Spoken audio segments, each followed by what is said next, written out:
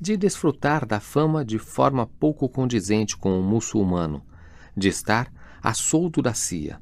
Isso explicaria por que Azul caíra na clandestinidade e assim se manteve durante muito tempo. Foi nessa época que começou a circular um boato nos círculos islâmicos de que ele teria ido para a Bósnia combater os sérvios e de que fora ferido quando lutava heroicamente contra os russos em Grozny, mas muitos diziam serem falsas aquelas histórias. Quem quiser conhecer a versão do próprio Azul para esses fatos pode consultar sua curta autobiografia intitulada Minha Execução, que figura na 5ª página do capítulo 35. Cá com Azul em sua cela, com o subtítulo Eu não sou agente de ninguém, embora eu não esteja certo da exatidão das afirmações de Azul. Temos de convir que se contaram muitas mentiras sobre Azul. O fato é que muitas delas alimentaram seu mito e com certeza se poderia dizer que Azul se comprazia daquela notoriedade envolta em mistério. Houve quem dissesse também que, calando-se, Azul concordava tacitamente com as farpas atiradas por alguns círculos islâmicos que atraíra com as declarações que fizera anteriormente. Alguns chegaram a dizer que o muçulmano, que aparecia tanto na mídia burguesa secularista e sionista, só tivera o que bem merecera. Na verdade, como nossa história vai mostrar, Azul gostava mesmo de falar na mídia. Quanto às suas razões para estar em Kars, como acontece tantas vezes com os boatos em lugares pequenos, as histórias se espalhavam depressa, mas não levavam a nada. Alguns diziam que ele viera para dar suporte às operações locais da Organização Islâmica Curda, agora que o governo tinha fechado o Centro de Operações Nacionais, sediado em Diyarbakir. Dizia-se que Azul fora mandado para Kars para salvaguardar informações sigilosas da organização. Outros afastavam essa hipótese, visto que a organização em questão não tinha membros em Kars, à exceção de 1 ou 2 lunáticos desvairados. Havia quem dissesse que Azul viera a restabelecer as relações entre os curdos revolucionários marxistas e os curdos islamitas.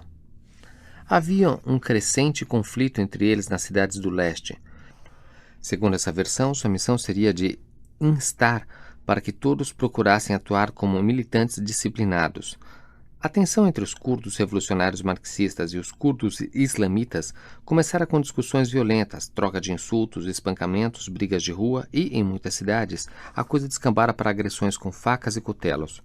Nos últimos meses, os guerrilheiros andaram trocando tiros e matando uns aos outros, fazendo reféns e interrogando-os sob tortura, com ambos os lados usando métodos conhecidos como derramar plástico derretido na pele do prisioneiro ou comprimir-lhe os testículos.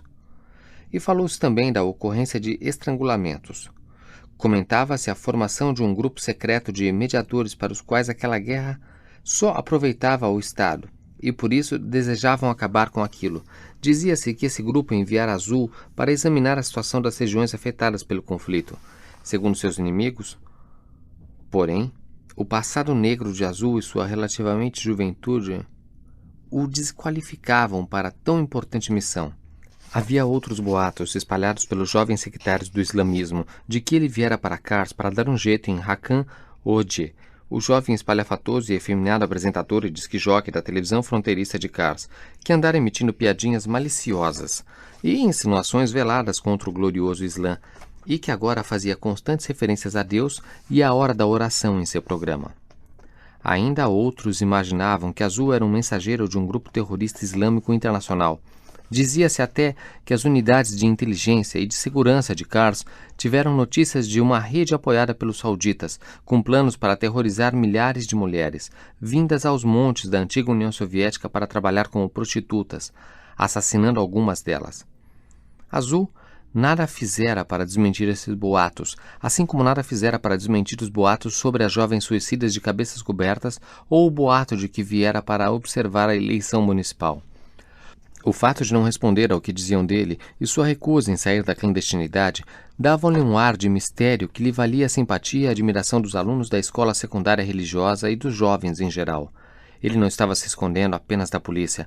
Ficava longe das ruas como uma forma de manter sua lenda e, para esse fim, convinha-lhe deixar que as pessoas ficassem se perguntando se ele estava ou não em sua cidade.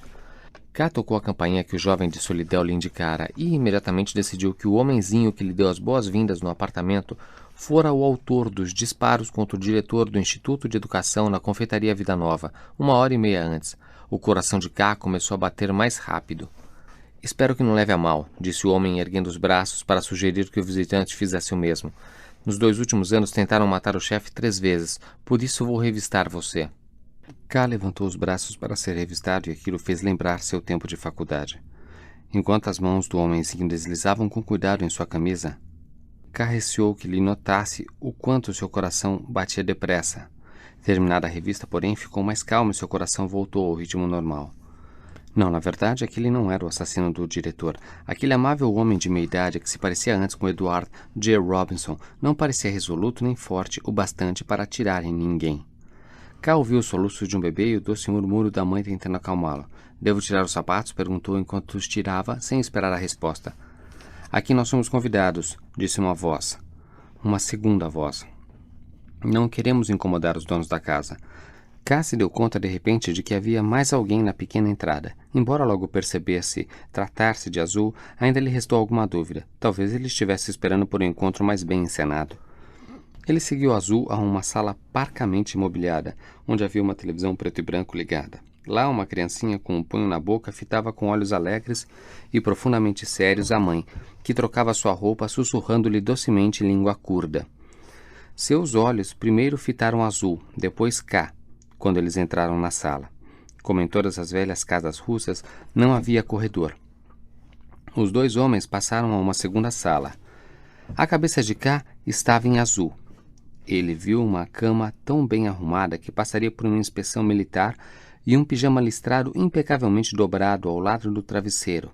Na cama havia um cinzeiro em que se lia Elétrica Ersin e, na parede, um calendário com vistas de Veneza. Havia uma ampla janela, as venezianas abertas, que dava para as luzes melancólicas da cidade coberta de neve. Azul fechou a janela e voltou-se para encarar Ká. Seus olhos eram azul escuros, quase violáceos, uma cor que quase não se vê num turco. Cabelos castanhos, sem barba, muito mais jovem do que Ká imaginara. Tinha nariz aquilino e uma pele surpreendentemente pálida.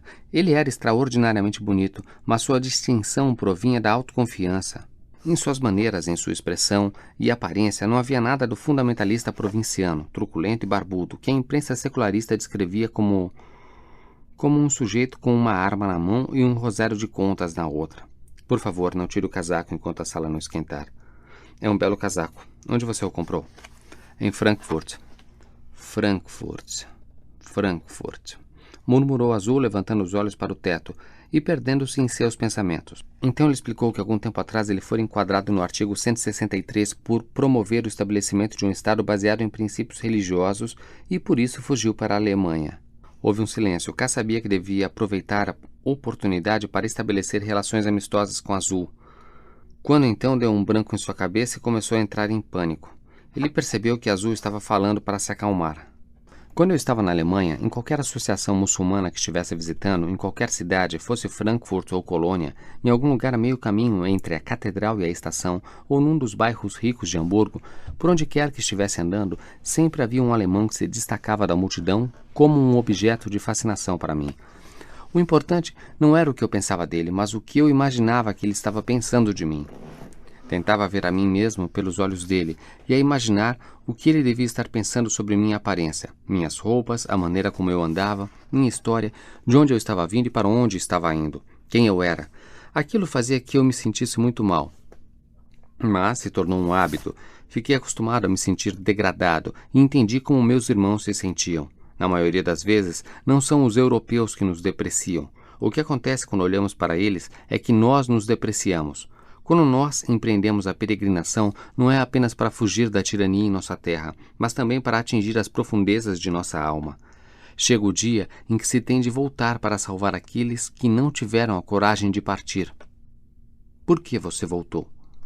Ká continuou em silêncio. A sala mal conservada, com paredes sem pintura e reboco cheio de rachaduras, não inspirava confidências, tampouco a luz da lâmpada nua que pendia do teto, ferindo seus olhos. Não quero aborrecê-lo com perguntas, disse Azul. Quando o saudoso mulá Kazim Ensari recebia visitas em seu acampamento tribal às margens do rio Tigre, a primeira coisa que dizia era: estou muito contente em recebê-lo, senhor. Agora o senhor poderia me dizer para quem está espionando? Eu estou espionando para o republicano, disse K. Até aí eu sei. Mas ainda tenho de perguntar por que eles estão tão interessados em Cars a ponto de se darem ao trabalho de enviar alguém até aqui. Eu me ofereci para fazer isso. Ouvi falar também que meu velho amigo Mutar e sua esposa estavam morando aqui. Mas eles se separaram, não lhe disseram? Corrigiu Azul, olhando-o nos olhos. Sim, disse K, ruborizando-se, pensando em tudo o que o Azul devia estar percebendo naquele mesmo instante. K o odiou. Espancaram Mutar na delegacia? Sim, espancaram. Ele merece ser espancado? Perguntou Azul num tom estranho, quase aliciante. Não, claro que não, respondeu K furioso.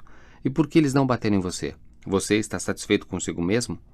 Não tenho ideia de por que não me bateram. Claro que sabe por quê. Porque você pertence à burguesia de Istambul. Qualquer um pode dizer só de ver sua pele escura e sua postura. Ele deve ter amigos bem situados. Foi isso que eles disseram uns para os outros. Não há a menor dúvida. Quanto a Mutar, basta um olhar para ver que não tem amigos influentes, não tem nenhuma importância. Na verdade, a principal razão pela qual Mutar entrou na política foi o desejo de elevar-se acima dessa gente da forma como você pode fazer. Mas, mesmo que ganhe a eleição, para assumir o cargo ele ainda vai ter de provar ser o tipo de pessoa capaz de suportar uma surra do Estado. É por isso que certamente ele está contente de ter sido surrado. Azul não estava sorrindo nem um pouco. Sua expressão era até triste. Ninguém pode se sentir feliz com uma surra, disse K, sentindo-se vulgar e superficial em comparação a Azul. O rosto de Azul dizia, vamos tratar do assunto pelo qual estamos aqui. Você andou visitando as famílias das jovens que se suicidaram, disse ele. Por que você quis conversar com elas? Para colher material para um artigo. Para jornais do Ocidente? Sim, para os jornais do Ocidente, disse K com um certo orgulho, apesar de não ter nenhum contato com a imprensa alemã. E também da Turquia, o Republicano, acrescentou ele embaraçado. A imprensa turca só se interessa pelos problemas de seu país quando a imprensa ocidental se interessa por eles. Disse Azul. Do contrário, é desagradável discutir pobreza e suicídio. Eles falam dessas coisas como se estivessem acontecendo numa terra fora do mundo civilizado. O que significa que você também vai ser obrigado a publicar seu artigo na Europa. É por isso que eu quis me encontrar com você. Você não deve escrever sobre as jovens suicidas, seja para um jornal turco, seja para um europeu. O suicídio é um pecado terrível. É uma doença que piora à medida que você lhe dá atenção, principalmente no caso mais recente. Se você escrever que se tratava de uma jovem muçulmana tomando uma posição sobre um manto na cabeça, isso vai ser mais letal para você do que veneno. Mas é verdade, disse K. Antes de se suicidar, a jovem fez suas abluções rituais e disse suas preces. Acho que as moças que cobrem a cabeça a respeitam muito por ela ter feito isso.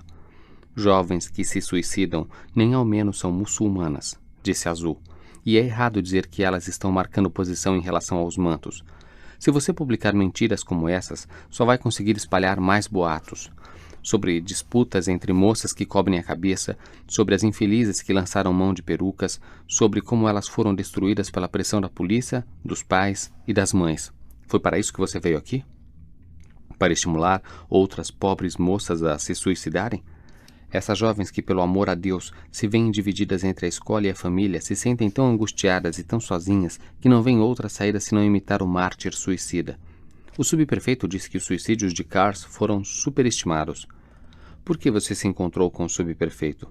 Pela mesma razão que me fez ir à polícia, para que eles não se sentissem obrigados a me seguir o dia inteiro. Quando eles souberam que as moças expulsas da escola por cobrir a cabeça estavam se suicidando, ficaram muito satisfeitos. Disse Azul. Vou escrever as coisas tal qual como as vejo, disse K. Essa insinuação se dirige não exatamente contra o Estado e o subprefeito, é dirigida contra mim também. Quando você sugere que nem o governante secular, nem os militantes islâmicos querem que se escreva sobre as jovens suicidas, está tentando me provocar. Sim, estou. Aquela jovem não se matou porque foi expulsa da escola, ela se matou por causa de uma desilusão amorosa. Mas se você escrever que uma jovem que usa manto se matou, pecando contra Deus, por causa de uma desilusão amorosa, os rapazes da escola religiosa vão ficar furiosos. Kars é um lugar pequeno. Eu estava querendo discutir tudo isso com as próprias jovens. Ótimo, disse Azul. Por que você não pergunta a essas jovens se elas vão gostar que você escreva na imprensa alemã sobre suas irmãs que, tendo defendido o direito de cobrir a cabeça, foram tão arrasadas pelas consequências que partiram deste mundo em estado de pecado?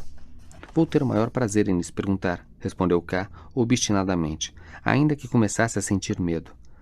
Tenho outro motivo para querer ter você aqui, disse Azul. Você acaba de testemunhar o assassinato do diretor do Instituto de Educação e é consequência direta da raiva de nossos crentes contra a crueldade que o Estado exerceu sobre nossas jovens que usam o manto. Mas claro que a coisa toda é uma intriga do Estado. Primeiro eles usaram o pobre diretor para fazer cumprir as cruéis medidas. Depois incitaram algum louco a matá-lo para pôr a culpa nos muçulmanos. Você está assumindo a responsabilidade ou condenando o ocorrido? Perguntou Ká de modo áspero, como se realmente fosse um jornalista. Não vim para cá por motivos políticos, disse Azul. Vim, talvez, para acabar com essa onda de suicídios. De repente, ele pôs as mãos nos ombros de Ká, puxou-o para perto de si e beijou-o em ambas as faces. Você é um derviche dos tempos modernos. Você se afastou do mundo para se dedicar à poesia. Você nunca devia ser um fantoche daqueles que querem difamar muçulmanos inocentes. Como resolvi confiar em você, você resolveu confiar em mim, e você atravessou toda essa neve para vir me encontrar. Agora, para lhe mostrar minha gratidão, gostaria de lhe contar uma história com uma moral. Mais uma vez ele fitava Ká nos olhos. Posso lhe contar a história? Conte-me a história. Há muito tempo atrás houve um guerreiro incansável, corajoso como ninguém, que vivia no Irã. Todos os que o conheciam o amavam. Eles o chamavam Rustem, e assim também o chamaremos. Certo dia, quando o caçava, ele se perdeu na floresta, e à noite, enquanto dormia, perdeu o cavalo. Enquanto procurava Rakshi, seu cavalo, Rustem foi parar em Turã, que era uma terra inimiga. Mas como sua fama o precedeu, eles o trataram bem. O Shah de Turã acolheu-o como hóspede e organizou uma festa em sua homenagem. Depois da festa, a filha do Shah procurou Rustem em seu quarto para declarar seu amor por ele. Ela lhe disse que queria ter um filho seu. Ela o seduziu com sua beleza e com suas belas palavras, e logo os dois estavam fazendo amor. Na manhã seguinte, Rustem voltou para seu país, mas deixou uma lembrança, um pequeno bracelete, para o filho que ia nascer. Quando a criança nasceu, chamaram-no Sunrab. Então, assim também vamos chamá-lo. Anos depois, sua mãe lhe contou que seu pai era ninguém menos que o legendário Rustem. Eu vou para o Irã, disse o rapaz, para depor o perverso Shah Keikavuz e colocar meu pai no lugar dele. E então vou voltar para Turã e fazer exatamente a mesma coisa com o perverso Shah Efraziab. E quando tiver feito isso, assumo o lugar dele. E então meu pai Rustem e eu reinaremos com justiça sobre o Irã e Turã. Em outras palavras, todo o universo.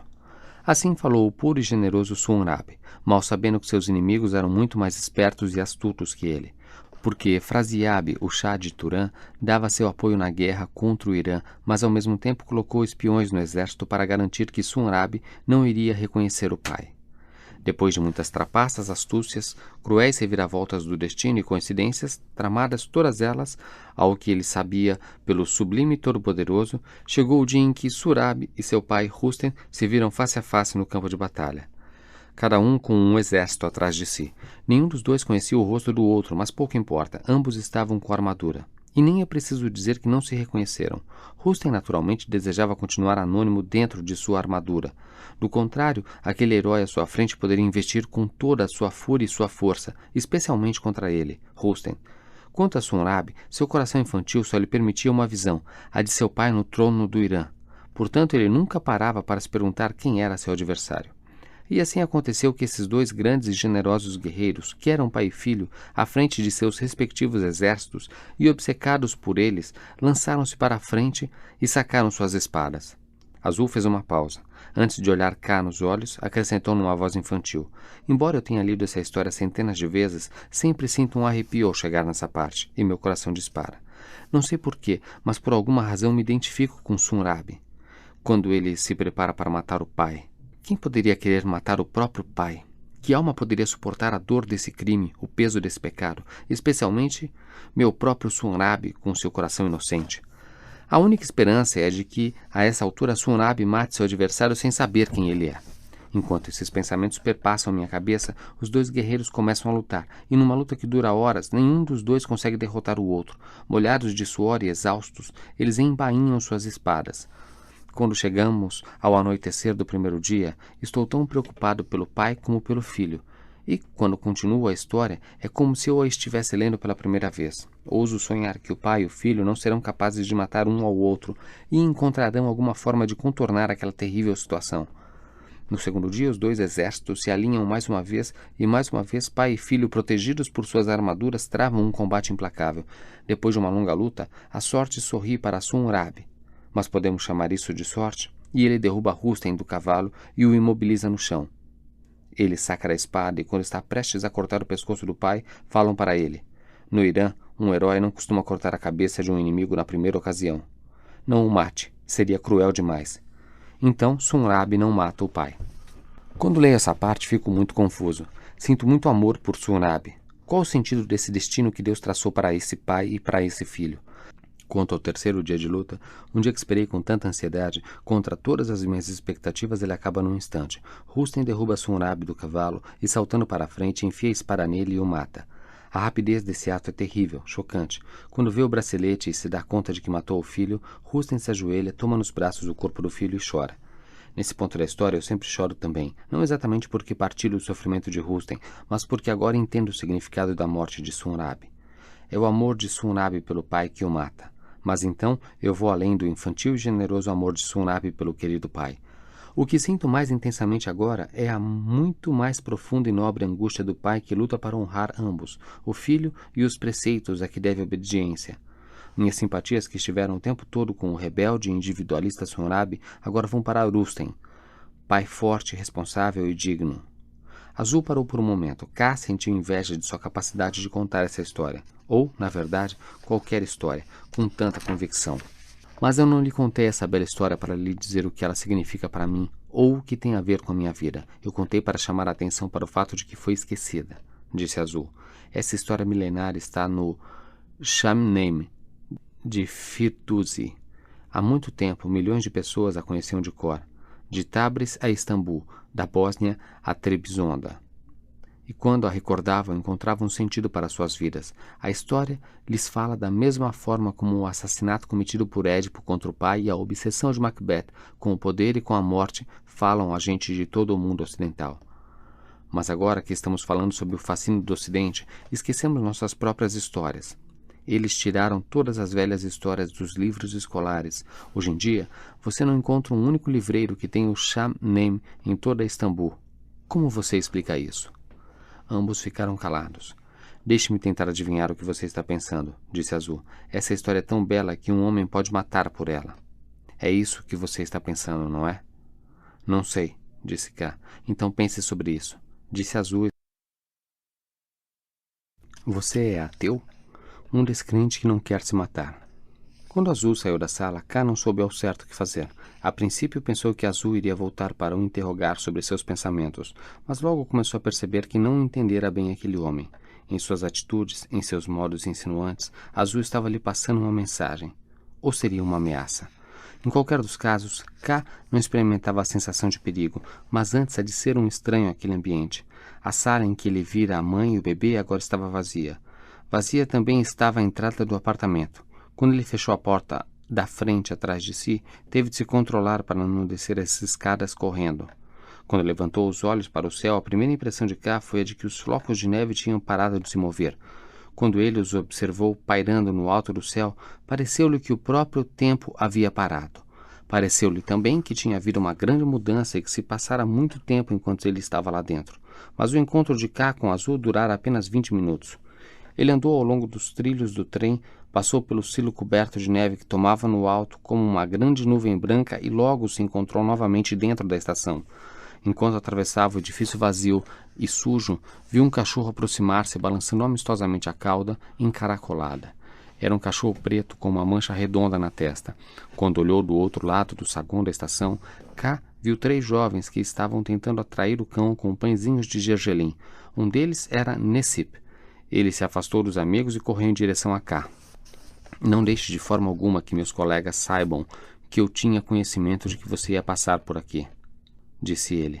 Meu melhor amigo, Fazil, tem uma pergunta muito importante a lhe fazer. Se você der um pouco do seu tempo, ele vai ficar muito contente.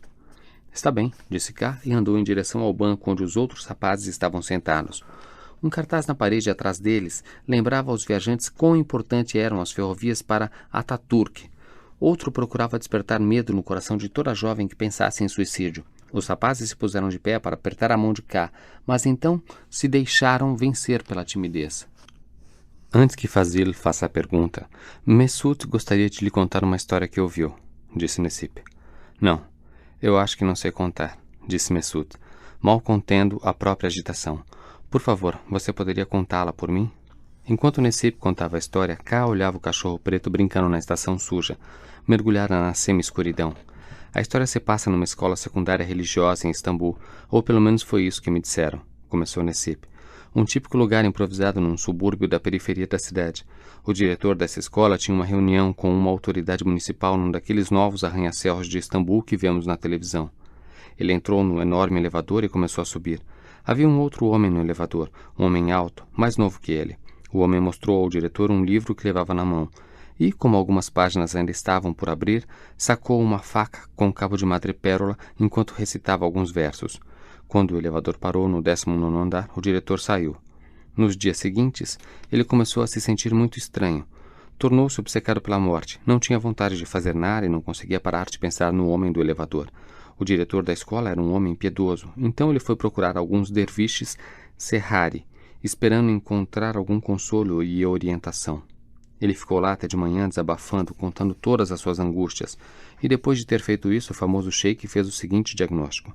Ao que parece, você perdeu a fé em Deus, disse ele. E o que é pior, você nem ao menos se deu conta disso. Como se não bastasse, você até se orgulha de não saber disso. Você contraiu essa enfermidade do homem do elevador. Ele transformou você num ateu. O diretor levantou-se às lágrimas para negar o que o ilustre sheik dissera, mas ainda havia pureza e honestidade numa parte de seu coração, e essa parte lhe garantia que o sheik estava dizendo a verdade. Infectado pelo vírus do ateísmo, o diretor começou a fazer uma pressão desmedida sobre seus pequenos e encantadores alunos. Tentou ficar a sós com suas mães e roubou de outro professor a quem ele invejava. E o que é pior, sentia orgulho de ter cometido esses pecados. Ele reuniu toda a escola para acusá-los de ter uma fé cega. Disse-lhes que suas tradições não tinham sentido nenhum e lhes perguntou por que não podiam ser livres como ele era. Não conseguia fazer uma frase sem enchê-la de palavras francesas e gastou o dinheiro roubado com os últimos lançamentos da moda europeia. Aonde quer que fosse, fazia questão de mostrar às pessoas o quanto ele as desprezava por serem atrasadas. Não demorou muito e a escola caiu na anarquia. Um grupo de alunos violentou uma bela colega. Outro grupo espancou um velho professor de Corão, e toda a escola estava à beira da revolta. O diretor ia para casa às lágrimas, pensando em suicídio, mas como não tinha coragem para tanto, alimentava a esperança de que alguém o matasse. Para fazer que isso acontecesse, ele, Deus nos defenda, imprecou contra a sua excelência, o profeta Maomé, diante de seu aluno mais devoto. Mas já sabendo àquela altura que ele tinha enlouquecido, seus alunos não encostaram a mão nele. Ele saiu às ruas proclamando, Deus nos defenda, que Deus não existia, que as mesquitas deviam ser transformadas em discotecas, e que nós só ficaríamos ricos como o povo do Ocidente se nos convertêssemos ao cristianismo. Mas quando os jovens islamitas quiseram matá-lo, ele fraquejou em sua decisão e se escondeu deles. Desesperado e incapaz de encontrar uma forma de satisfazer seu desejo de morrer, o diretor voltou ao mesmo arranha-céu fatal de Istambul, e entrando no mesmo elevador se viu novamente cara a cara com um homem alto que o levara ao ateísmo. O homem sorriu, dando a entender que sabia toda a história do diretor, e então apresentou o livro como o fizera da primeira vez. A cura do ateísmo também devia ser procurada ali. Quando o diretor estendeu a mão trêmula, o homem sacou a faca com cabo de madrepérola como se fosse abrir as páginas do livro, mas, com o elevador ainda em movimento, enfiou a faca no coração do diretor. Quando Necip terminou a história, K se deu conta de que já a ouvira antes, contada por turcos e islamitas na Alemanha. Na versão de Necip, não se identificava o misterioso livro do fim da história, mas naquele momento, Messoud mencionou um ou dois escritores judeus conhecidos como agentes de ateísmo, e também vários colunistas que lideraram a campanha da mídia contra o Islã político. Um deles haveria de ser assassinado 3 anos depois. O diretor não é o único a se sentir angustiado, e agora andam entre nós, procurando ansiosamente a paz e a felicidade, disse Messoud. Você concorda com esse ponto de vista? Não sei. O que você quer dizer que eu não sei? Perguntou Messoud um pouco aborrecido. Você também não é ateu? Não sei, disse K. Então me responda uma coisa. Você não acredita que Deus Onipotente criou o universo e todas as coisas que nele existem, até mesmo a neve que cai do céu em rodamoinhos?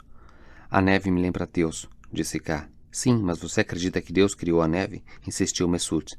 Houve um silêncio. K olhou o cão preto passar correndo pela porta na direção